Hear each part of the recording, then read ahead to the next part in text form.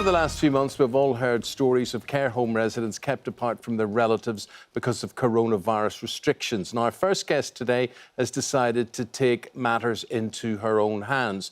To ensure she could still see her 77-year-old father, Roger, Nina Ambrose has taken up a position as a volunteer in a care home. Yes, and there she is now. The care home is Manor Lodge Care Home in Essex.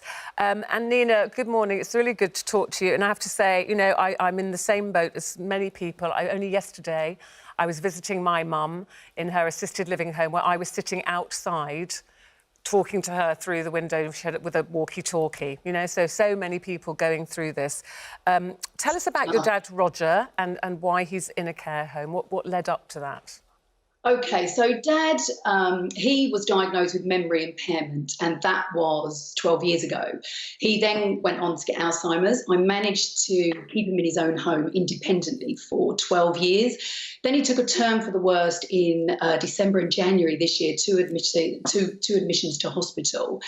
So then I thought, you know, he's not safe anymore. I need to do more. So I'd earmarked a care home, and he moved in January this year. Yeah. And it must have been so painful for you to be kept apart from him and other family members kept apart from him. I mean, what was that angst like for you? Well, I had 5 weeks of not being able to go in and see Dad. From January to lockdown, I had been in every day to see him. So that 5 weeks was really, really difficult. You know, we did some Skype calls, but that's how people are getting through it currently still. Yeah. So what did you decide to do? You decided to volunteer. Let us know what you did. Yeah, OK. So the care home went into lockdown early, and I had said, look, I will do anything. I will cook, I will clean, I will entertain, I will do reception work, whatever. A couple of weeks passed. I didn't really hear anything. And then obviously lockdown was continuing, and I had a couple of interviews, did some online tests, waited for a DBS check, and I'm pleased to say I'm still volunteering 7 months on in the home. Yeah, and you're the activities and events organiser, and you've got a very good CV for that, because what were you in a former life? I was a Butlins redcoat. Hey! So tell us what you're doing, what kind of activities and things are you organising, and is your dad part of that? Are you in the same part of the care home as him? Well, I am now, but for the last 6.5 months, I haven't been. So my reward was to entertain all of the others, and then I get to see Dad at the end of my shift. However, now lockdown is obviously really tight restrictions again. So I am on my dad's unit. I've kind of proved myself. So entertainment in their actual unit.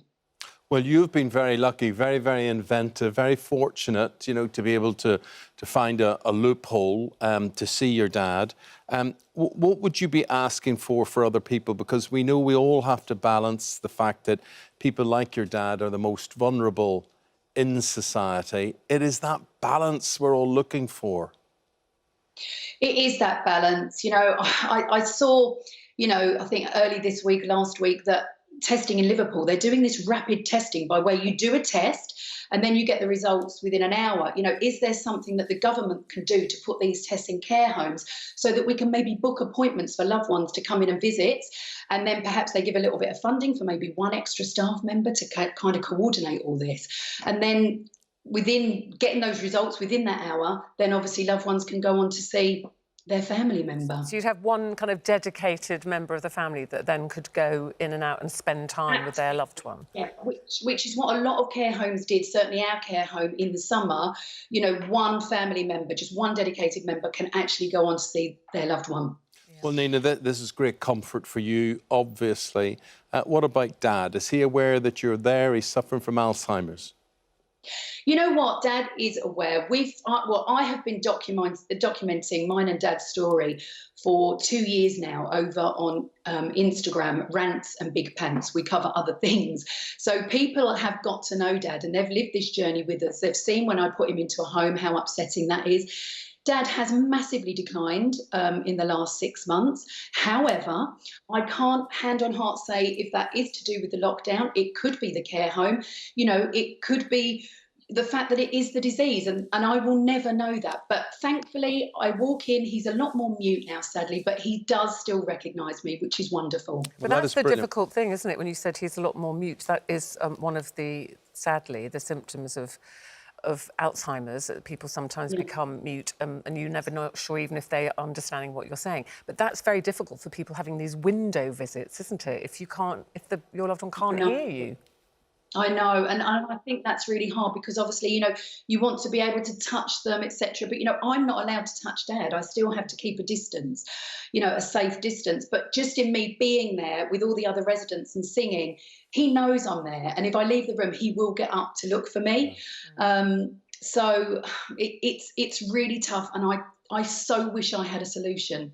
Well, it's obvious what this can do for your dad. What is this doing for you? Because this torture, this mental anguish goes on for so many relatives, so many members of family who just can't get there to an elderly relative. I can only speak from my story and what I have done for my dad. And for my well-being, it has been incredible. It has got me through lockdown. It really has. And I do consider myself to be very, very lucky, and I really, really hope that I inspire some people to perhaps volunteer. Maybe if you'd speak to your care home manager and perhaps do the tea run on a Saturday morning or something, but your reward is maybe to, spend 10 minutes with your loved one after in the comfort of a room. And what about Christmas, Nina? Will you be volunteering over Christmas? Yeah, I have actually said I'll go in on Christmas Day and give them a big sing-along. But trust me, up to that point, there will be many a sing-along. I'm sure. Well, listen, you wouldn't find a reason to come and visit me, Nina, would you? Listen, I tell you what, Ruth, you just saying about your mum being in the home. Once this is all over, I promise you, and I've put this out there before my dad even went into a care home, I said that I would be willing to give something back and do gigs to care homes. So I promise you, I will give your mum's care home a free gig once this is over. Do you know, they would absolutely love that, and I will be there if I'm allowed in to watch it, Nina, because they all love singing, and they used to have a lot of people coming in, entertaining them before lockdown. Obviously, the staff are doing their absolute best, but, they've all got their daily jobs to do, haven't they? So it's very hard to do the entertainment as well, but I might hold you to that one. Thank you very much indeed. And listen, love to your dad. Stay safe, all of you. Well done. Nina Ambrose, you're a good woman. Thank you very much indeed. Thank you. You're good people too. Thank you. Bye-bye. Thank you. God bless. Bye-bye. Oh. What about that? That'd be nice. Come and have a sing-song with my mum's. And hello to everybody at Manor Lodge Care Home this morning, who I'm sure are watching too.